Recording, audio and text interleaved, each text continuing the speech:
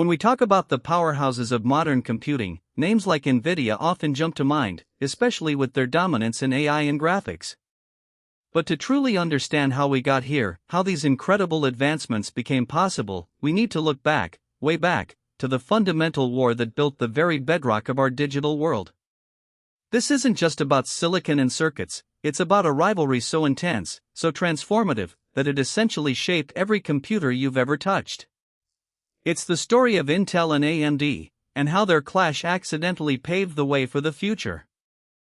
Our story really begins not with a rivalry, but with a partnership born from the very cradle of semiconductor innovation, Fairchild Semiconductor. In the late 1960s, a group of brilliant engineers, frustrated with the corporate structure, decided to branch out. Some went on to form Intel, laying the groundwork for microprocessors, while others, just a year later, formed Advanced Micro Devices, or AMD. They were contemporaries, initially sharing the same vision for a microchip-driven future, which is pretty wild to think about now. Intel, founded in 1968, quickly established itself as a pioneer. They developed the very first commercially available microprocessor, the Intel 4004, in 1971. This tiny chip was a monumental leap, kickstarting the entire microcomputing revolution. But the real game-changer was the x86 architecture, introduced with the 8086 in 1978. This architecture would become the industry standard, the lingua franca of personal computers, and Intel held the keys to the kingdom, you know? It was a colossal head start. Meanwhile, AMD, founded in 1969, found its niche as a second-source manufacturer. This was a common practice back then. Companies would license designs from a primary manufacturer to ensure supply chain reliability for their customers. AMD became a crucial partner for Intel, producing compatible versions of Intel's early processors like the 8086 and 80286. It was a symbiotic relationship. Intel got wider adoption, and AMD got a foot in the door, building expertise. They even had a crucial cross-licensing agreement. This cross-licensing agreement wasn't just a casual deal. It was fundamental to both companies' existence in those early years. It essentially allowed them to share intellectual property, ensuring that if one company innovated on the x86 architecture, the other could also produce compatible chips. This fostered growth and a degree of cooperation. Think of it like two friends building a house together, sharing tools and blueprints. They were competitors, yes, but also strategic partners in expanding the PC market. Everything changed with the Intel 80386 processor, released in 1985. This was a major architectural leap, introducing 32-bit computing to personal computers. Intel saw this as their golden ticket to truly dominate the market, and they decided to keep it to themselves. They refused to license the 386 design to AMD, claiming it was proprietary and not covered by their existing cross-licensing agreement. This wasn't just a business decision, it was a declaration of war, effectively ending the era of friendly cooperation. For AMD, this was an existential threat. Their business model relied on producing compatible x86 chips. Without access to Intel's latest and greatest, they risked being left behind entirely in a rapidly advancing industry. They argued that the 386 was covered under their agreement, as it was simply an evolution of the x86 architecture. So, AMD did the only thing they could: they sued Intel. This wasn't a minor disagreement, it was the start of a legendary, decade-long legal battle that would redefine the semiconductor industry. The legal fight over the 386 was brutal and protracted, dragging on for an astonishing 10 years. It involved multiple lawsuits, appeals, and arbitration. Imagine the resources, the legal fees, the sheer mental toll on both companies. This wasn't just about a single chip, it was about the future of the x86 architecture and who would control its destiny. The uncertainty alone was a massive challenge for AMD, but they persevered, relentlessly pursuing their claim.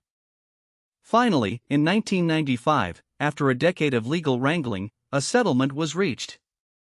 While complex, The core outcome was clear: AMD gained the rights to produce x86 compatible chips. This was a monumental victory for AMD, securing their place as a true competitor in the CPU market. It officially severed their dependency on Intel's goodwill, forcing them to innovate independently, which, in hindsight, was probably the best thing that could have happened for them and for us consumers. With their newfound freedom, AMD wasted no time. Their first major independent challenge to Intel came with the K6 processor in 1997. This chip was designed to be pin-compatible with Intel's Pentium II, allowing PC manufacturers to easily swap them out. While it didn't completely outperform Intel, it offered competitive performance at a lower price point, putting real pressure on Intel for the first time in years. It showed the market that AMD was a serious contender, not just a second-source clone. But the real turning point came in 1999 with the AMD K7, branded as the Athlon. This was a beast of a chip, truly pushing the boundaries. For the first time, AMD arguably surpassed Intel in raw performance. The Athlon was faster, ran cooler, and quickly became the darling of PC enthusiasts and gamers. It was a massive psychological victory for AMD, proving that they could not only compete but actually lead in innovation. Intel was suddenly on the defensive, scrambling to respond, which is a position they hadn't been in for ages. AMD wasn't done yet. In 2003, they introduced the Athlon 64, a groundbreaking processor that brought 64-bit computing to the mainstream desktop market. This was a significant architectural shift, allowing systems to access much more memory and process larger data sets, critical for future applications. Intel had been working on their own 64-bit solution, Itanium, but it was incompatible with x86. AMD's x86-64 extension was a stroke of genius, and Intel, despite its size, was forced to adopt it later, calling it EM64T. It was a huge win for AMD. While AMD was riding high with Athlon, Intel was pushing its Pentium IV lineup, based on the netburst architecture. Their strategy was simple: higher clock speeds equal better performance. They were convinced that faster megahertz numbers were the key, pouring billions into this approach. But there was a catch. Netburst was incredibly power-hungry and generated a lot of heat, limiting its ability to scale effectively. It struggled with instructions per cycle, or IPC, meaning it wasn't doing enough work at those high clock speeds. The Pentium IV became a symbol of Intel's misstep. While it reached impressive clock speeds, like 3.8 GHz, the performance didn't always match. It produced so much heat that advanced cooling was essential, and it consumed significantly more power than AMD's offerings. This meant more expensive systems, noisier fans, and a general feeling of diminishing returns. AMD, with its more balanced approach, was delivering better real-world performance for many tasks, despite often having lower clock speeds on paper. It was a painful lesson for Intel. As clock speeds hit a wall, both companies realized a new path was needed: multi-core processors. Instead of making one core faster, why not put multiple cores on a single chip to handle more tasks simultaneously? In 2005, AMD once again beat Intel to the punch, releasing the Athlon X2, the first mainstream dual-core processor. This was a game-changer for multitasking, and it further cemented AMD's reputation as an innovator, constantly pushing the industry forward, often forcing Intel to follow their lead. Intel, bruised but not broken, learned from its netburst mistakes. They shelved the problematic architecture and went back to the drawing board, developing what would become one of their most successful processor lines, the Core architecture. In 2006, they released the Core 2 Duo, and it was a revelation. It offered vastly superior instructions per cycle, lower power consumption, and excellent performance, quickly eclipsing AMD's offerings. This was Intel's triumphant return, and it shifted the balance of power back to them in a big way. With the Core architecture, Intel also perfected its tick-tock development model.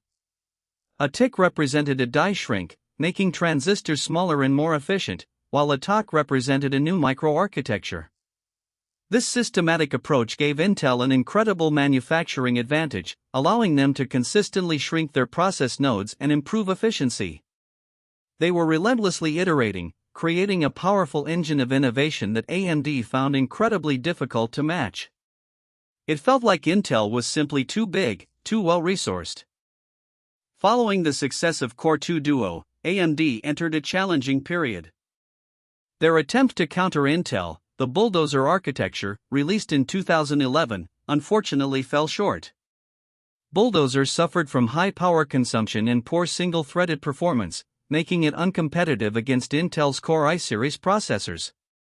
AMD struggled financially, losing market share and facing doubts about its future. It was a tough decade for them, really, trying to stay afloat and innovate under Intel's shadow, which, by the way, was pretty vast. From roughly 2006 to 2017, Intel enjoyed a period of significant market dominance. Their core architecture, evolving through generations like Sandy Bridge, Ivy Bridge, Haswell, and Skylake, consistently offered excellent performance and efficiency. Without a strong competitor pushing them, Intel didn't face the same pressure to innovate at a breakneck pace. While they continued to improve, the industry arguably saw slower innovation during this time, with consumers having fewer compelling choices, which isn't ideal for progress, right? Behind the scenes, even during its toughest years, AMD was working on a radical new architecture. Codenamed Zen, this was their make-or-break moment. They completely redesigned their CPU from the ground up, focusing on high instructions per cycle and excellent multi-core performance. This wasn't just an incremental update, it was a fundamental shift, a gamble that could either save the company or send it into oblivion. The pressure was immense, but the vision was clear. In 2017, AMD unleashed Ryzen, the first processors based on their Zen architecture. The industry, and consumers, were stunned. Ryzen delivered performance that was not only competitive but often superior to Intel's offerings, especially in multi-threaded workloads, at significantly better price points. It wasn't just a comeback, it was a renaissance. AMD clawed back market share, forced Intel to respond with more cores and aggressive pricing, and rekindled the fierce competition that had been missing for over a decade. It felt like the old days, but better. Ryzen's success sent shockwaves through Intel. For years, they had been able to offer small, incremental improvements. Now, they were on the back foot again, scrambling to add more cores to their existing architectures. They had to accelerate their release cycles and re-evaluate their entire product strategy. This period saw Intel rapidly increasing core counts across their Core i3, i5, i7, and i9 lines, something they likely wouldn't have done as quickly without AMD's fierce competition. It's a classic example of how rivalry fuels innovation. Today, the rivalry between Intel and AMD continues to be one of the most dynamic in technology. Both companies are constantly pushing the boundaries, not just in raw CPU performance, but also in integrated graphics, power efficiency, and new technologies like chiplets. Consumers are the clear winners, getting more powerful, more efficient, and more affordable processors than ever before.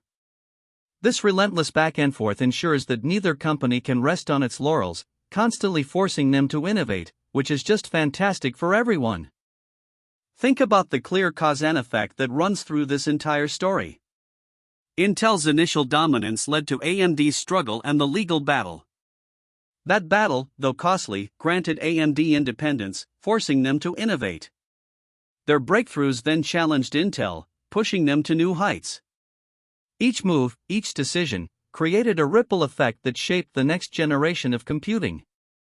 It's a testament to how adversity and competition, even bitter rivalry, can ultimately drive incredible progress, you know? The Intel and AMD rivalry isn't just about silicon, it's a saga of human ingenuity, corporate strategy, and sheer will to survive and thrive. From shared origins to bitter legal battles, from one-upmanship and clock speeds to the multi-core revolution, their story is interwoven with the very fabric of personal computing. It defines performance metrics, sets price points, and dictates the pace of technological advancement. This isn't just history, it's the engine that continues to propel the digital age forward, creating the foundation for everything else. And this brings us back to that initial thought, NVIDIA. While their focus is largely on GPUs, the CPU's evolution directly impacts what GPUs can achieve. A faster, more efficient CPU means data can be fed to the GPU more quickly, computations can be coordinated better, and the overall system can handle more complex tasks. So, the relentless competition between Intel and AMD wasn't just about making better CPUs, it was about laying the groundwork for all high-performance computing, including the massive parallel processing that NVIDIA excels at. NVIDIA, originally a graphics card company, found itself accidentally taking over parts of the world not just because of their own brilliant innovation, but because the CPU landscape, shaped by Intel and AMD's rivalry, was finally mature enough to support it. The sheer processing power and efficiency gains from the CPU wars made massive server farms feasible, allowed for complex AI models to run, and created a demand for specialized parallel processing units. Without the CPU's evolution, NVIDIA's rise to AI dominance would have been far more difficult, maybe even impossible. So, the next time you marvel at the capabilities of a modern computer, or ponder the rapid advancements in AI, remember the titanic struggle that happened in the background. Remember Intel and AMD, not just as companies, but as forces of nature, locked in a dance of innovation that forever changed technology. Their story isn't over, the battle continues, ensuring that the digital future remains exciting, unpredictable, and constantly evolving. And that's pretty cool, if you ask me. Let's quickly recap some of Intel's major turning points in this saga. Starting with their initial breakthrough of the 4004, their pioneering of the x86 architecture set the stage. Refusing the 386 license ignited the rivalry. Their stumble with the power-hungry Pentium 4 was a critical learning experience. And their triumphant return with the Core 2 Duo, solidifying a decade of dominance, showcased their ability to adapt and lead. And for AMD, their journey is equally pivotal. Starting as a second source partner, they fought for their independence in the decade-long 386 lawsuit. Their K6 and Athlon chips first challenged, then surpassed Intel in performance. The Athlon 64 introduced groundbreaking 64-bit computing to the mainstream. And of course, the Zen architecture, leading to Ryzen, was their incredible renaissance, reshaping the market once more. Their resilience is truly remarkable. But constant pressure from both sides forced incredible advancements. Without AMD's relentless pursuit of x86 rights and later, performance leadership, Intel might have grown complacent. Conversely, without Intel's deep resources and manufacturing prowess, AMD might never have found the motivation or the benchmark to truly innovate against. This competitive dance, fraught with tension and strategic gambits, ultimately delivered leaps in processor speed, efficiency, and core counts that might have taken decades longer otherwise. It truly shaped our tech landscape. Looking ahead, the rivalry isn't slowing down. We're seeing both Intel and AMD push into new frontiers like chiplet designs, integrated AI accelerators, and heterogeneous computing, where different types of processing units work together. This means even more specialized, efficient, and powerful processors for everything from your smartphone to massive data centers. The lessons learned from decades of competition continue to drive them, ensuring a future where computing power is more accessible and capable than ever before. So, while the video topic mentioned NVIDIA accidentally taking over the world, it's clear that this takeover wouldn't have been possible without the foundation laid by Intel and AMD's epic rivalry. Their fight for CPU supremacy built the powerful, efficient, and scalable computing platforms that NVIDIA's GPUs now leverage for AI, data centers, and advanced graphics. It's a reminder that even seemingly distinct parts of the tech world are deeply interconnected, and the battles of yesterday directly shape the triumphs of today. Thanks for joining me on this deep dive.